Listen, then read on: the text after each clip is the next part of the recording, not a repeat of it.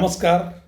उज्जवल भारत के आज इस नए एपिसोड में आपका हार्दिक अभिनंदन एवं स्वागत है। दोस्तों, मैं फिर आज कांग्रेस पार्टी और कांग्रेस पार्टी के एक बड़े नेता श्री राहुल गांधी जी के ही बारे में बात करूंगा। वो जब भी बात करते हैं तो कुछ नई बात कर देते हैं और जिस पर बात करनी ही पड़ती है। दोस्तों, आज विपक्ष के सामने बड़ी दिक्कत है। उन्हें कोई सब्जेक्ट नहीं मिलता, उन्हें कोई विषय नहीं मिलता कि जिस पर वो किसी सरकार को, मोदी जी को, भारतीय जनता पार्टी को घेरें।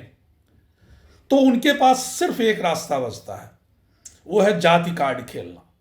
इसके अलावा उनको कुछ सूझता नहीं। जबकि देश में, भारतीय जनता पार्टी के राज में काफ़ी कमियां हैं। ऐसा नहीं है कि सब कुछ अच्छा ही है, लेकिन चूंकि वो देखना नहीं चाहते और उनको एक आसान विषय, सब्जेक्ट मिल जाता है, वो है जाति का। बड़ी मुश्किल से राहुल गांधी जी बिहार गए और बिहार में जाके उन्होंने चुनाव प्रचार शुरू किया और औरंगाबाद में उन्होंने उस प्रचार में बोल दिया कि सेना में भी सवर्णों का कब्जा है। एक बचा हुआ था जिस पर अभी कोई बहस नहीं होती थी, जिस पर आरक्षण की बात नहीं होती, कौन आया कौन नहीं आया, कौन किस जात का है। वहां सिर्फ और सिर्फ एक बात होती है, देशभक्ति की। और वहां पर भी राहुल गांधी जी पहुंच गए। वो है अपनी सेना पर भी उन्होंने कह दिया कि वहां आरक्षण नहीं है, वहां सिर्फ सवर्ण लोगों ने कब्जा कर रखा है। और हम अपनी भारत देश की बहादुर सेना पर भी उन्होंने उंगली उठा दिया। जहां पे वो जवान किस जात के हैं, किस धर्म के हैं, वो कुछ नहीं, आपस में नहीं जानते, वो कभी सोचते नहीं। वो खाली ये सोचते हैं कि हम भारत माता के सपूत हैं और भारत जब तक हमारी जान में जान है तब तक भारत माता के ऊपर कोई उंगली या आंख उठा ना सके। वहां पर भी राहुल गांधी ने जाति कार्ड खेला। वहां खेलकर तमाम जातियों को बांटकर वो सबको बताने की कोशिश करते हैं कि आप इतने परसेंट हो, आप इतने परसेंट हो। क्योंकि उनको पता है कि हिंदुओं को अगर भारतीय जनता पार्टी एक कर रही है धर्म के नाम पर, तो उसको काटने के लिए इनको जातियों में बांटो। इसके अलावा उनको कुछ सूझता नहीं। और उन्होंने उसमें सेना को भी घसीट लिया। बड़ा दुर्भाग्यपूर्ण बात है, बहुत दुर्भाग्य है। मैं राहुल गांधी जी को क्या कहूं या लोग क्या कहें कि इनको कोई सब्जेक्ट नहीं मिलता, सिर्फ सेना ही बच गई थी, उसको भी ये रास्ते पे ले आए और सेना को भी राजनीति में घसीट लिया। इसके बाद यहीं पर अभी राहुल गांधी जी नहीं रुकेंगे। फिर उन्होंने एक हाइड्रोजन बम निकाला। एकाएक सब बंद हो गया था, ओढ़ चोर गद्दी छोड़, मैंने कहा भी था पिछले एपिसोड में। उन्होंने फिर एक ट्वीट किया कि हाइड्रोजन बम लेकर मैं आ रहा हूं। और उन्होंने तुरंत 1 साल बाद, आप ध्यान दीजिएगा, 1 साल बाद हरियाणा के चुनाव का हाइड्रोजन बम लेके वो पत्रकारों के समक्ष उसी स्टाइल में, जैसे बहुत बड़ा काम करके कुछ आए हैं, बहुत बड़ी चीज कोई सामने लेकर आएंगे, वो लेकर प्रस्तुत हो गए। बाकायदा टीचर की तरह बिल्कुल लाइव टीवी लगा के उस पर समझाने वाली हिसाब से वो प्रकट हुए। और उन्होंने एक हाइड्रोजन बम फोड़ा कि 1 साल बाद उनको पता चला कि हरियाणा में 25 लाख वोट फर्जी बनाए गए और उसमें 5,21,000 उन्होंने कहा कि ये लगभग डुप्लीकेट वोटर पाए गए। और एक महिला भी ब्राजील की थी, उसको बताया कि 12 जगहों पे इनका नाम है, 0 पता पे तमाम वोटर पड़े हुए हैं। ये सब पुरानी बातें हैं। ये आपको भी पता है, एक बच्चे को भी पता है कि जहां पर अधिक लोग रहते हैं, तमाम ऐसे घर हैं जहां पे नगर निगम ने अभी भी नंबरिंग नहीं किया है। तो वोटर, जो वोट अधिकारी होते हैं, चुनाव अधिकारी होते हैं, वो उसको 0 डाल देते हैं। किसी का नाम और जोड़ने और काटने के लिए भी एक कानून है, नियम है इलेक्शन कमीशन का, कि अगर काटना है तो उसका वेरिफिकेशन होता है बीएलओ के द्वारा, और अगर जोड़ना है तो उस जगह पे जाके बीएलओ उसका वेरिफिकेशन करता है। वहाँ के पार्षद से लिखवाता है, गवाह लेता है, देन फिर किसी को जोड़ता है। और 25 लाख वोट जुड़ गए। कांग्रेस पार्टी के ना बीएलओ को पता चला हरियाणा में, ना माननीय श्री राहुल गांधी जी को पता चला। ये कब पता चला? 1 साल बाद पता चला कि हरियाणा में हम लोगों को फर्जी वोटों के जरिए हराया गया, जबकि ऐसा संभव ही नहीं है। इलेक्शन कमीशन ने तुरंत जवाब दिया, क्योंकि ये एक इलेक्शन कमीशन को ये पा गए हैं कि उसके ऊपर कोई भी आरोप लगाओ, कुछ भी बोलो, तो इनको कोई हक नहीं इनके ऊपर कार्रवाई करने का। कार्रवाई करने का तब हक मिले जब राहुल गांधी जी रिटर्न दे। ये रिटर्न देते नहीं, कहते हैं मेरा काम नहीं है, मैंने बम फोड़ दिया, अब अपना अपना बचत करो, इलेक्शन कमीशन जवाब दे। ऐसा किस काम का बम? अगर मजबूत है, अगर सही है, फुस्सी बम नहीं है, जो मैंने पिछले एपिसोड में कहा था, तो आप रिटर्न कंप्लेंट कर दो। रिटर्न कंप्लेंट करोगे, इलेक्शन कमिश्नर या इलेक्शन कमीशन आपको रिटर्न जवाब देगा। अगर गलत होगा तो आपके ऊपर कार्रवाई करेगा, अगर वो गलत होगा तो उसके ऊपर कार्रवाई होगी, चाहे वो माननीय सुप्रीम कोर्ट के द्वारा हो या किसी के द्वारा हो। लेकिन ऐसा कुछ ना करके ये सिर्फ सिगुफा छोड़ के और भाग जाते हैं। अब इन्होंने 25 लाख 5 लाख का फर्जी वोटर कार्ड बता दिया और गायब हो गए।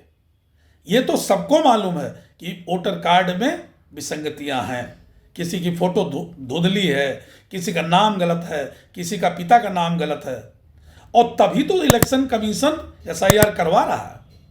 उसका भी विरोध करते हैं। पश्चिम बंगाल में तो उन्होंने पूरा जुलूस निकाल दिया कि नहीं, इसको ठीक नहीं होने देंगे, ये हम लोगों का नाम काटने जा रहे हैं। किन लोगों का नाम काटने जा रहे हैं आप जानते ही हो, किसके बारे में ये लोग कह रहे हैं। और अगर 25 लाख वोट जोड़े भी गए, फ्रॉड 5.5 लाख जोड़े भी गए, तो ये कैसे पता है कि वो वोट कांग्रेस के खिलाफ थे या सिर्फ वो बीजेपी को ही देने वाले थे? ये कहां से पता चल गया? या हरियाणा में किसी ने कंप्लेंट किया कि मेरा डुप्लीकेट वोट था, मैंने 2 बार डाला, मैंने 4 बार डाला, या मेरा नाम नहीं था? अच्छा खासा लिस्ट बनती है, फिर उसको टाइम दिया जाता है, फिर बीएलओ को दिया जाता है कि आप इसकी जांच कर लो, पार्टियों को दिया जाता है कि आप जांच कर लो, अगर इसमें कोई कमी है तो सही कर लो। उस समय इनके द्वारा कुछ नहीं किया गया। अब 1 साल बाद बड़े ज्ञान के साथ, बड़े मजबूती के साथ लेकर आते हैं और कहते हैं कि साहब ये फर्जी हुआ और इसकी अब जांच होनी चाहिए।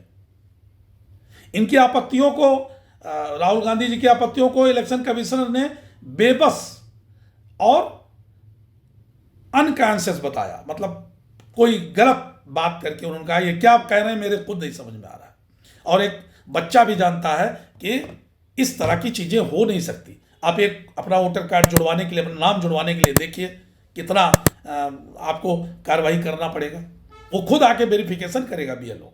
और अगर 25 लाख वोट जुड़ गए और 5 लाख 31,000 फ्रॉड थे, तो उस समय आपने आपत्ति क्यों नहीं उठाई? वोटर लिस्ट तो आपको मिली होगी, उसकी जांच करने के लिए टाइम दिया गया था, कोई जल्दबाजी नहीं थी, उस समय आपने नहीं पूछा। तो कांग्रेस पार्टी और राहुल गांधी जी भ्रमित हैं, उनके समझ नहीं आता कि मैं हार क्यों रहा हूं। वो कैसे ये बातें कह लेते हैं। अगर हिमाचल भी जीत जाते हैं तो कहते हैं वोटर इलेक्शन कमीशन सही है, अगर तेलंगाना भी जीत जाते हैं तो इलेक्शन कमीशन सही है, लेकिन जहां हार जाते हैं वहां फर्जी वोट आ गया। अभी तक उन्होंने हिमाचल का कोई वोटर नहीं बताया कि यहां फर्जी वोट बने हुए हैं या वोटर कार्ड बने हुए हैं। लेकिन हरियाणा में हार गए, महाराष्ट्र में हार गए, तो यहां इनको सब फर्जी नजर आता है। बड़ी हैरान करने की बात है। और सबसे खतरनाक बात यह है कि ये लोगों के मन में इलेक्शन कमीशन के खिलाफ, जो एक स्वार्थवादी है, उसके खिलाफ मन में लोगों के जहर भर रहे हैं। ये सफल होंगे कि नहीं होंगे हमें लगता नहीं सफल होंगे, क्योंकि जब जीत जाएंगे तो उसको ये बंद कर देंगे, हार जाएंगे तो ये फिर उसको उठाएंगे। अभी बिहार इलेक्शन हो रहा है, जो रुझान दिख रहा है आज परसेंट के हाई परसेंटेज में, अभी 5 बजे तक का जो परसेंटेज है 60% तक लगभग पहुंच रहा है। इसके बाद जो भविष्यवाणियां हो रही यही हो रही हैं कि एनडीए फिर आ रही है। अगर कहीं ये एनडीए आ गई तो ये फिर कहेंगे कि वोटर कार्ड में फर्जी वोट डाले गए, हमारे आदमियों के नाम काट दिए गए। इनको पता कैसे चल जाता है? मेरे समझ नहीं आता कि ये इनके वोटर हैं और ये इनके बीजेपी के वोटर हैं।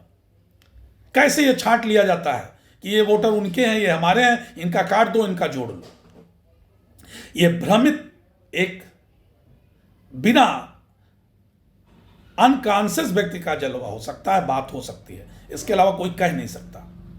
और सबसे खतरनाक काम जो कर रहे हैं, जाति में वो बांटने की कोशिश कर रहे हैं।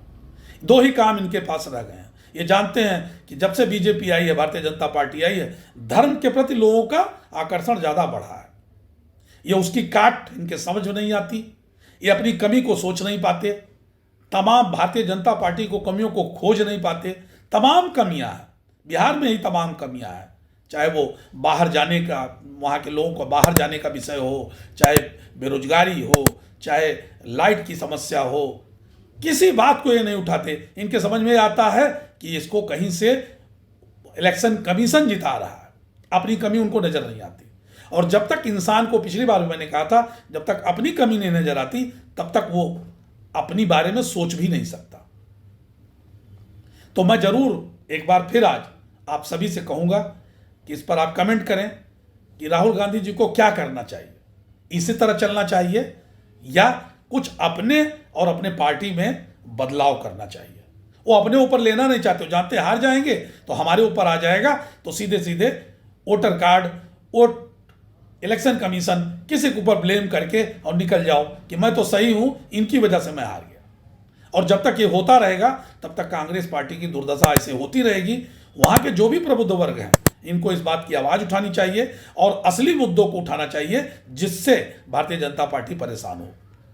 अन्यथा ये ऐसे हार का सिलसिला चलता रहेगा और ये इलेक्शन कमीशन को, भारत की जनता को, जातिवाद को बढ़ाते रहेंगे, कोसते रहेंगे और लगातार कांग्रेस को हराते रहेंगे और खुद हारते रहेंगे। बस इसी बात के साथ मैं अपनी बातें समाप्त करता हूं। जय हिंद, नमस्कार, मिलते हैं फिर अगले एपिसोड में।